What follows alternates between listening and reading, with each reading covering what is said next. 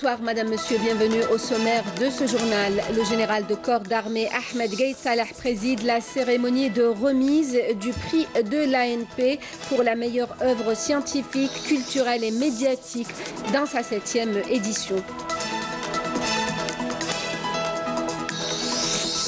Ils sont de plus en plus nombreux, les céréaliculteurs HLF. La filière est en plein essor, la production en hausse. La wilaya est arrivée à l'autosuffisance en matière de semences. Pour faire face aux dangers des piqûres scorpioniques et pour couvrir les besoins en vaccins des wilayas du Sud, 80 000 doses ont été distribuées par l'Institut Pasteur. On parlera dans ce journal aussi du quotidien des réfugiés sahraouis dans les camps près de Tindouf, un quotidien géré de près par les autorités sahraouies avec l'aide et la solidarité internationale. Mais avant de revenir en détail sur ces titres de l'actualité, les félicitations du président de la République Abdelaziz Bouteflika au président Salva Kiir Mayardit à l'occasion de la fête nationale du Soudan du Sud. Dans ce message, le chef de l'État présente les vœux de l'Algérie et l'assure de sa détermination à poursuivre avec lui la tradition de concertation sur les questions d'intérêt commun. Le Premier ministre Ahmed Ouyahia ce lundi à Ankara où il a représenté le président de la République Abdelaziz Bouteflika à la cérémonie d'investiture du président turc Recep Tayyip Erdogan, 64 ans, élu le 24 juin dernier, a prêté serment dans l'après-midi au Parlement pour un nouveau mandat de 5 ans. La cérémonie d'investiture a eu lieu en présence de 22 chefs d'État, de 28 chefs de gouvernement et de parlement et de secrétaires généraux de 6 organisations internationales. Le général de corps d'armée, je vous l'ai annoncé en titre, Ahmed Gaïd Salah, vice-ministre de la Défense nationale, chef d'état-major de l'armée nationale populaire, a présidé ce lundi au Cercle national de l'armée à Bnimsous la cérémonie de remise du prix de l'armée nationale populaire pour la meilleure œuvre scientifique, culturelle et médiatique au titre de l'année 2018. Rafiq Hamidesh. Le général de corps d'armée, vice-ministre de la Défense nationale, chef d'état-major de l'armée nationale populaire, a ouvert la cérémonie par une allocution à l'entame de laquelle il a souligné l'importance des grands pas parcourus par le prix de l'armée nationale populaire en termes de motivation, des talents et de développement des potentiels intellectuels, des cadres et des personnels. Un prix qui perpétue les coutumes militaires, rappelant les efforts consentis dans l'encouragement de la recherche scientifique au sein des rangs de l'armée nationale populaire. L'armée nationale populaire a été le précurseur pour mettre à disposition toutes les ressources humaines et tous les moyens matériels afin de promouvoir la recherche scientifique. Tel est l'objectif que nous avons tracé à travers ce prix visant à créer un environnement propice aux esprits créatifs. Et nous continuerons à œuvrer avec toutes nos forces grâce à l'aide et la volonté d'Allah, le Tout-Puissant, et avec le soutien permanent et indéfectible dont jouissent nos forces armées de la part de son Excellence, Monsieur le Président de la République, chef suprême des forces armées, ministre de la Défense nationale. Le général de corps d'armée a félicité l'ensemble des lauréats de la 7e édition du prix, rappelant le contenu du message de son Excellence, Monsieur le Président de la République, chef suprême des forces armées, ministre de la Défense nationale, adressé à la nation à l'occasion du 56e anniversaire du recouvrement de la souveraineté nationale.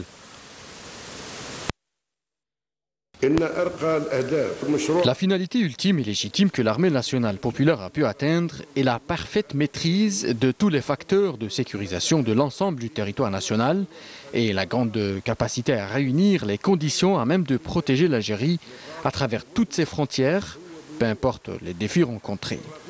Nous sommes d'autant plus motivés par le contenu du message de son Excellence, Monsieur le Président de la République, adressé à la nation à l'occasion de la commémoration de notre pays du 56e anniversaire de la fête de son indépendance nationale, rendant hommage et valorisant les efforts consentis par nos forces armées pour l'Algérie, sa sécurité, sa stabilité et pour la protection de ses frontières nationales. Je dis, nous y trouvons une autre motivation qui pousse notre armée à redoubler d'efforts au sein de l'Algérie et de son peuple et l'encourager à demeurer le gardien qui veillera sur elle sans jamais fermer l'œil. À l'occasion, un film documentaire sur la recherche scientifique dans l'armée nationale populaire a été diffusé avant d'annoncer les noms des lauréats des différentes spécialités, à l'instar des sciences médicales, technologiques et humaines et des travaux artistiques pour procéder ensuite à la remise des attestations et des récompenses financières aux lauréats. La 7e édition du prix a enregistré le couronnement de 16 travaux individuels et collectifs organisés comme suit. 3 travaux dans les sciences technologiques, 2 travaux dans les sciences médicales, 3 travaux dans les sciences sociales, 2 travaux dans les sciences humaines, 1 travail dans les sciences de l'information et de la communication, 5 œuvres artistiques.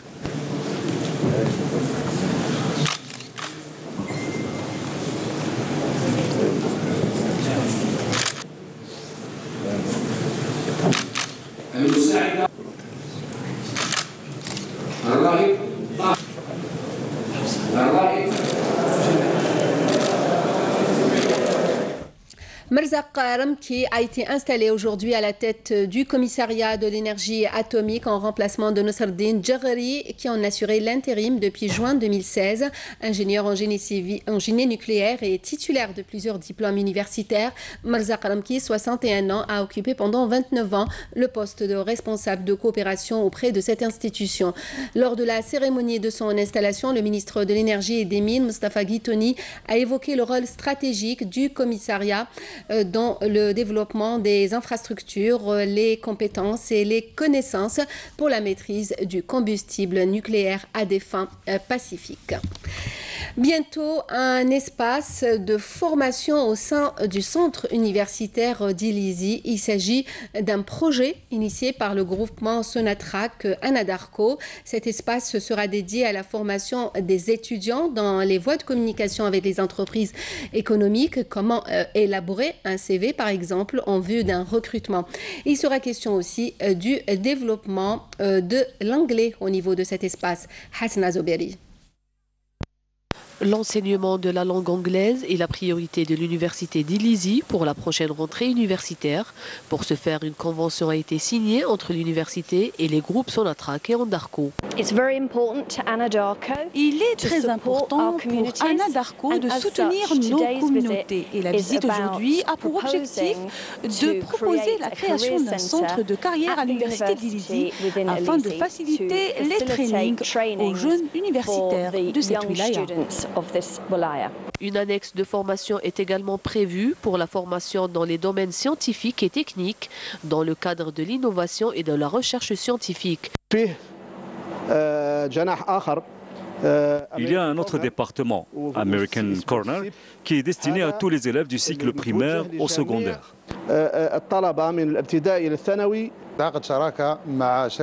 Ce partenariat avec le groupe américain Anadarko a pour but d'encadrer et de former nos étudiants. Nous souhaitons mettre la main dans la main pour développer les filières scientifiques.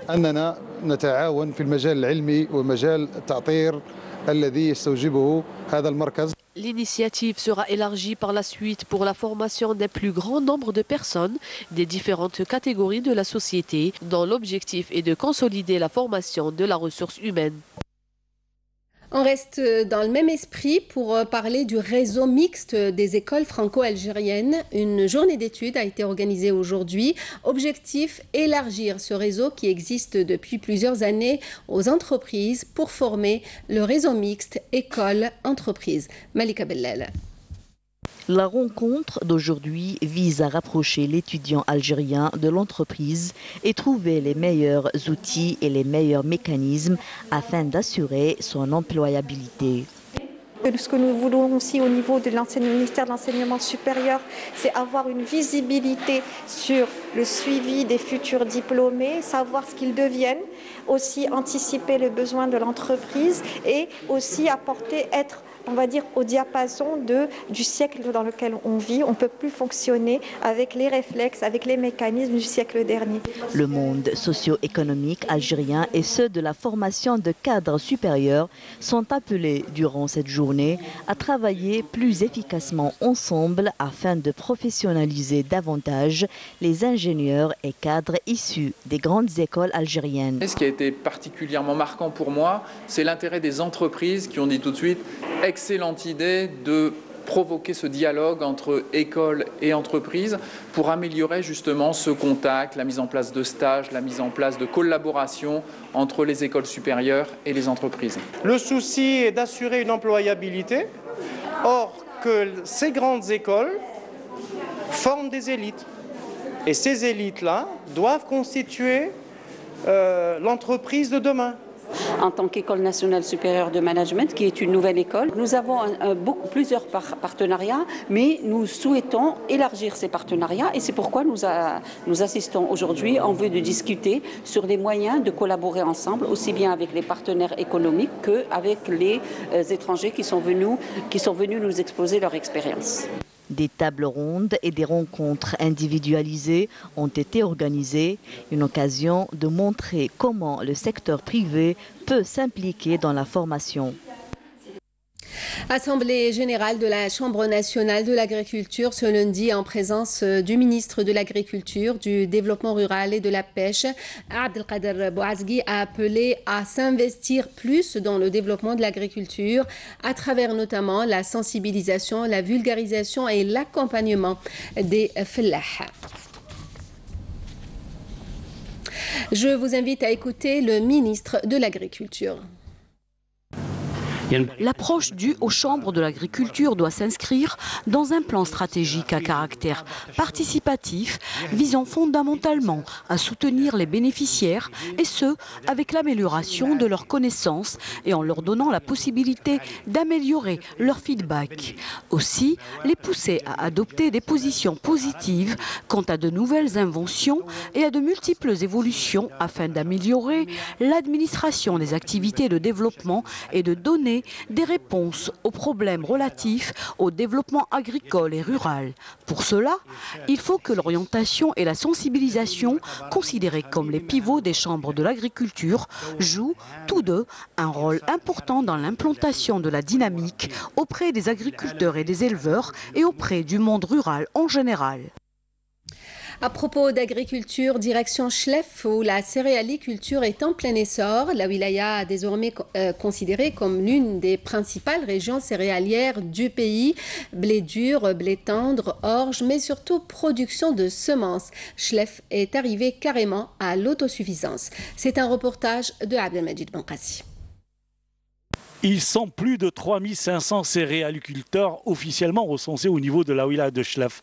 Mais en réalité, ils sont quelques 4500 à exercer cette activité pour figurer dans le top 10 des producteurs de céréales à l'échelle nationale avec une production de blé dur, blé tendre et orge qui a dépassé 1,4 million de quintaux en 2016-2017 et plus de 2 millions sont attendus cette saison. La véritable richesse de l'Algérie, c'est d'abord l'agriculture. Et l'agriculture commence surtout par les grandes cultures. Les grandes cultures, c'est la céréaliculture et c'est la production d'abord des semences de blé. Et depuis 1994, on n'importe plus de semences de blé. Ici, dans la wilaya de Chlef, la production de semences de blé est très importante. Une production importante et largement suffisante pour les besoins en semences de la wilaya. Une réalité rendue possible grâce au travail sans relâche, surtout de certains céréaliculteurs rencontrés à la coopérative de Ouetzli et qui viennent de Bokadir et de Oued el-Fadda. Ils font partie du club des producteurs de plus de 50 quintaux à l'hectare.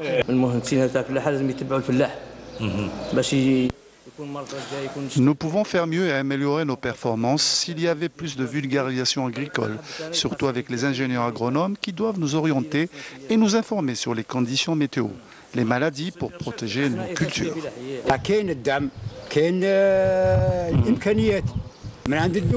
Le soutien de l'État existe et les moyens aussi. Nous pouvons facilement dépasser les 50 quintaux à l'hectare de céréales. Personnellement, j'ai pu atteindre plus de 54 quintaux, donc tout est possible. Ces dernières années, nous avons amélioré nos rendements à l'hectare. Nous sommes passés de 22 quintaux les années de sécheresse à 45 quintaux aujourd'hui. Moi, en tant que multiplicateur, je suis arrivé à produire entre 45 et 55 quintaux. Une réussite qui n'est pas venue que du ciel avec les pluies cette année, mais aussi grâce à un travail avec l'université et la sensibilisation des agriculteurs. En tout cas, celui qui n'a pas eu parmi les céréaliculteurs un bon rendement saura qu'il n'a pas fait son travail de préparation de la terre, n'a pas mis les engrais, n'a pas fait le désherbage et n'a pas procédé à l'opération de roulage et de talage. Donc, il ne peut prétendre à un bon rendement.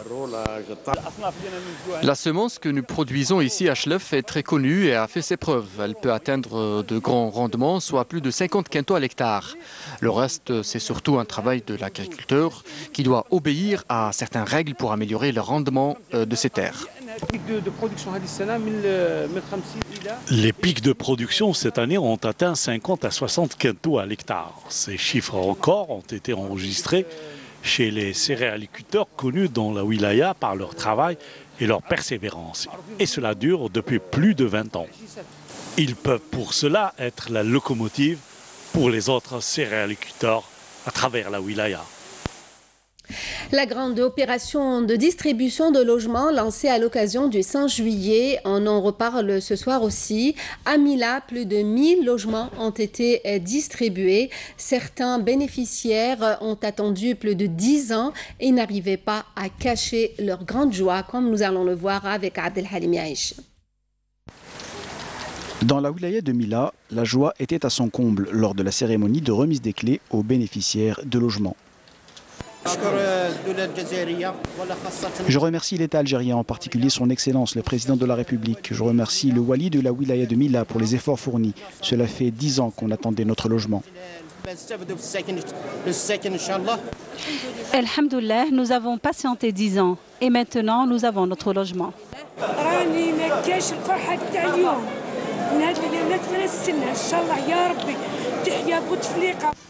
À l'occasion de la fête de l'indépendance et de la jeunesse, l'heure est à la joie pour plus de 1000 bénéficiaires de logements réalisés dans le cadre du programme de son Excellence le Président de la République Abdelaziz Bouteflika et qui veille au bien-être du citoyen.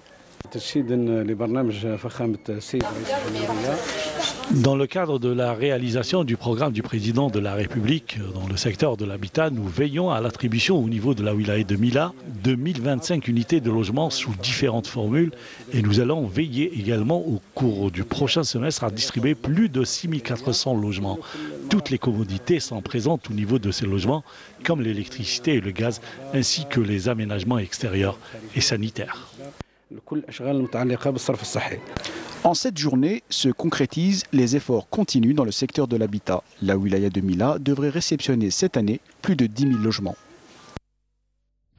À Ain Defla, c'est un total de 850 logements publics locatifs qui a été distribué sur 3 communes. Selem Kasser.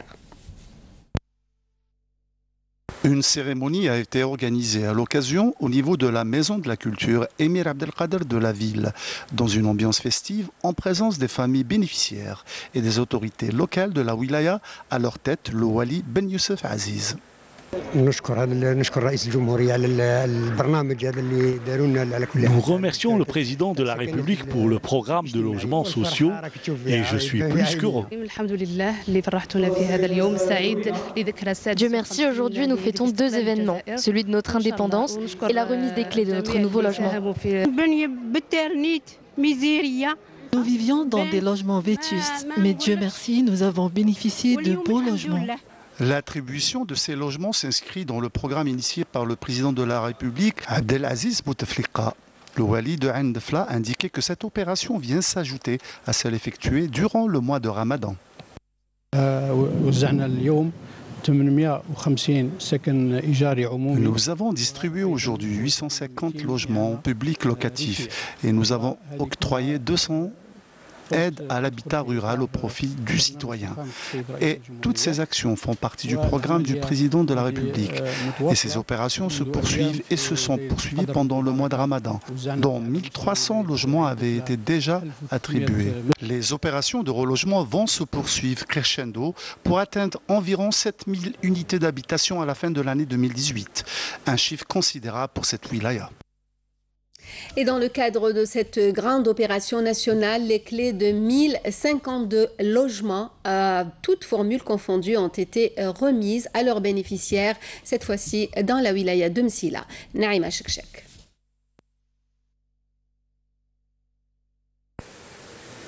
Des affectations de logements neufs dans la wilaya de Msila pour des familles qui les savourent autant qu'elles savourent l'Algérie indépendante et libre.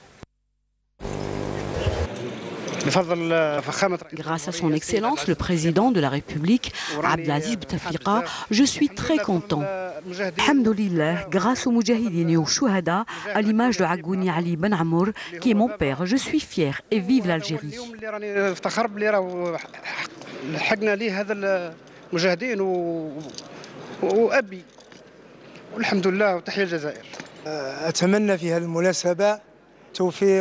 À cette occasion, je souhaite la réussite et la stabilité à l'État algérien, présidence et gouvernement.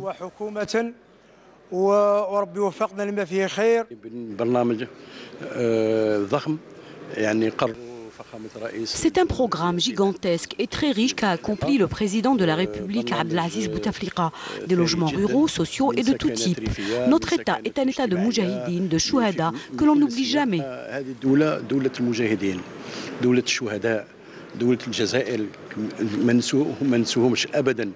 1250 logements, toutes catégories ont été distribués à leurs bénéficiaires dans la wilaya avec une telle joie exprimée, coïncidant avec la fête de l'indépendance et de la jeunesse.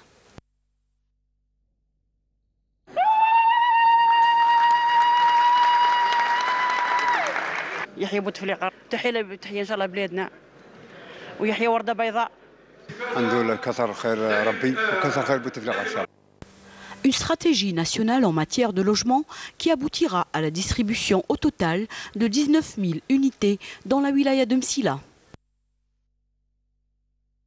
Le danger des piqûres scorpioniques refait son apparition notamment dans le sud du pays avec chaque été. Pour y faire face, il y a l'importance de la rapidité dans la prise en charge qui, elle, reste conditionnée par la disponibilité du vaccin. L'Institut Pasteur, unique fournisseur en vaccins antiscorpioniques, a pris les devants cette année en distribuant près de 80 000 doses. Karim Haïfa. Plus de 45 000 piqûres de scorpions ont été enregistrées en 2017 en Algérie, des envenimations qui ont coûté la vie à 58 personnes. Un chiffre en nette augmentation par rapport à 2016, d'où l'urgence cette année d'anticiper et de prendre en charge le problème avec sérénité et efficacité.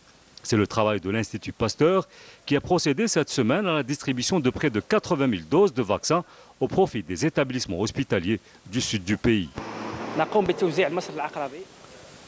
On procède aujourd'hui à la distribution des sérums antiscorpioniques selon les recommandations du ministère de la Santé et selon les besoins des wilayas concernés. Je représente l'établissement hospitalier de Ras El Ayoun. Je viens chercher notre quota de vaccins antiscorpioniques dont on a besoin dans notre établissement et toutes les communes limitrophes de la nôtre couvertes par notre hôpital. Je peux vous dire qu'on en a vraiment besoin car dans notre région, on compte au moins une piqûre de scorpion par jour. Le vaccin est produit après l'extraction du venin de scorpion, un venin dilué et injecté dans le sang des chevaux, qu'on récolte ensuite pour en extraire uniquement le sérum, qui est l'élément de base d'où est produit le vaccin antiscorpionique. Cet appareil procède à la séparation du sérum du reste des constituants biologiques du sang du cheval, comme les globules rouges, qui sont tout de suite restitués dans la circulation sanguine de l'animal. Donc, dans ce sac, le sérum est brut. On ne peut pas l'administrer tel quel aux patients piqués par les scorpions. Il doit être tout d'abord envoyé à un laboratoire à l'Institut Pasteur où il passera par toute une batterie d'examens et de traitements pour produire le vaccin antiscorpionique. Véritable problème de santé publique en Algérie, les envenimations scorpioniques demeurent un vrai cauchemar pour les populations du Sud. D'où l'implication des services de santé qui poursuivent leurs actions de sensibilisation à travers les wilayas du sud du pays sur les risques d'envenimation par les piqûres de scorpions et leur prévention, notamment en période estivale. Un élément de soutien au groupe terroriste arrêté hier à Mostaganem par un détachement de l'armée nationale populaire annonce aujourd'hui le ministère de la Défense nationale qui ajoute qu'un autre détachement de l'ANP a découvert et détruit lors d'une opération de fouille et de ratissage menée à Médéa, une mine de confection artisanale. Par ailleurs, et dans le cadre de la lutte contre la contrebande et la criminalité organisée, des détachements combinés de l'armée nationale populaire ont ont intercepté lors d'opérations distinctes à Djelfat, Tlemcen et Tamanrasset 3 narcotrafiquants et saisi 13,8 kg de kiff traité, 148 comprimés psychotropes, 3 détecteurs de métaux, un groupe électrogène et un marteau-piqueur. À Biskra, un détachement de l'armée nationale populaire a arrêté 4 individus en possession d'un fusil de confection artisanale alors que des gardes-frontières ont intercepté 10 immigrants clandestins de différentes nationalités. C'était à Tlemcen, précise le communiqué du MDN. Et on termine ce journal avec le quotidien des réfugiés sahraouis dans les camps près de Tindouf, des camps gérés par les autorités sahraouies avec l'aide et la solidarité internationale. Fatma Zahra Ben Farjallah, Nakhla Al-Aqbi. Les autorités sahraouies tenant leur réunion journalière dont l'ordre du jour n'est autre que l'amélioration des conditions de vie des réfugiés dans les 5 camps situés à proximité de Tindouf. La femme sahraoui s'intéresse de près à ce qui se passe dans les camps. Elle veille au grain.